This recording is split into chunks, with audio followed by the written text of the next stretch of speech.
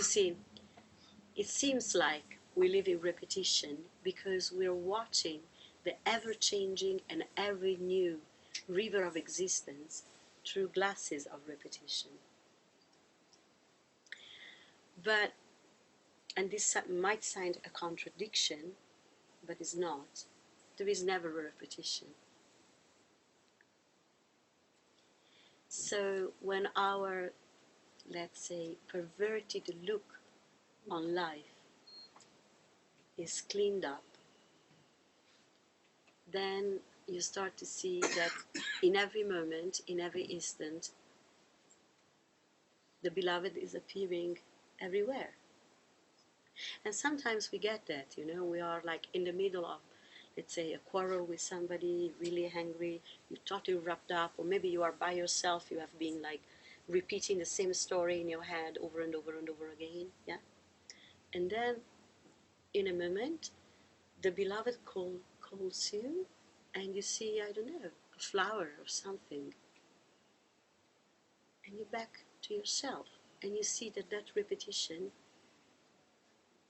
is just mind. Mm. So to be open to anything that suggests... If you're asking me how to go out of that repetition, that is another question. The way to go out of that repetition is firstly become aware of it, because we are not often aware of it.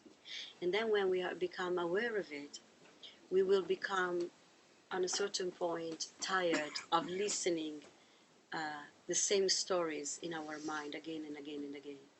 And then we might become mature enough to stay with the feeling that is behind the story. And then we might become mature enough to understand that those feelings don't need to go away for you to be happy. Yeah?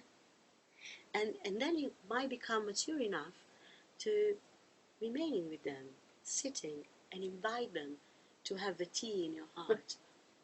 And they will tell you incredible things that you didn't know about you. And then you might discover that at the very center of that conflict there is a beautiful pearl, your humanity, it's shining. And this was the treasure that had to be rediscovered. And now, and out of this journey apparently through hell, you find that heaven is everywhere. And you are going to do this many times, not just one time, because you want to undo this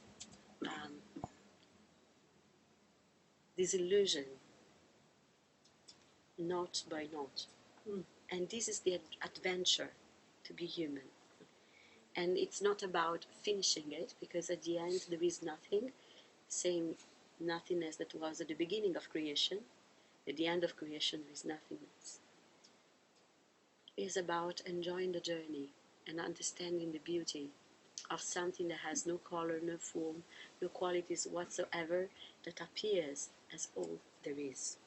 When you see the enchantment of it, you don't want to fix it. You can love it. Of your true being. And where is it, that joy, when it seems like you're not feeling it? Is energy, because it's still here, but that is contracted around the sense of being a person. So your fear, all the contractions of the ego, when they are met by the purity of awareness and you're able to meet them and meditate them completely to ground, burn them to ground, you know, that same energy that was previously appearing as a person suffering is now experienced as the radiance of your being, as joy. So, as I said before, this alchemical transformation from fear to joy is not done by you, is doing the one you believe to be. And is happening every day, every moment. We shouldn't aim to joy, because that aim to joy will become from the idea that is going away, will come from fear, when instead this joy is ananda, is no beginning, no end. is eternal. It is the expression of your eternal being. Many spiritual seekers look for enjoyment, but we should aim for freedom to meet life as it is. When we are resting in that freedom, there is joy, a natural joy. Depending on our conditioning, and here in Britain might be a lot about repression of feelings, then we feel that urge. But I'm not inviting you to feel. I'm inviting you to be so open to life, to meet anything. And you can do this only when you're resting in your true being, in emptiness, in stillness. Then from the emptiness of your being, you can meet any feeling, any thought, any experience. Then you're free to meet life as it is.